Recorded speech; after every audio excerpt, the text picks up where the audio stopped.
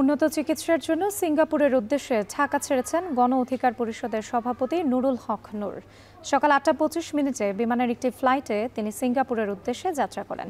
গণ অধিকার পরিষদের মুখপাত্র ফারুক হাসান জানান, দেশের চিকিৎসায় আস্থা রেখে চিকিৎসা নিয়েছেন নূর। বাইরে চিকিৎসা নিতে চাননি তিনি, তবে তার উন্নত চিকিৎসার জন্য বিদেশে নেয়ার বিকল্প নেই বলে মেডিকেল বোর্ড জানালে দলীয় ও পারিবারিক সিদ্ধান্তে তিনি সিঙ্গাপুর যেতে রাজি হন।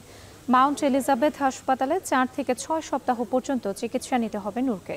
তবে হামলার ঘটনায় এখন পর্যন্ত কোনো ব্যবস্থা না নেয়ায় ক্ষোভ প্রকাশ করে ফারুক হাসান আরও বলেন, এই ঘটনায় তদন্ত কমিটি এখন পর্যন্ত কোনো রিপোর্ট দেয়নি, এটাও সরকারের ব্যর্থতা।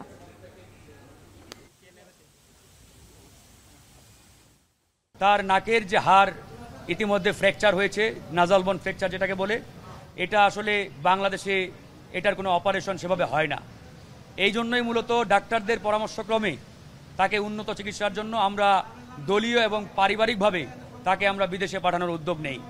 তারই ধারাবাহিকতায় আজকে তিনি সিঙ্গাপুরের উদ্দেশ্যে রওনা দিয়েছেন এবং সেখানে মাউন্ট এলিজাবেথ হাসপাতালে তিনি চিকিৎসা নেবেন।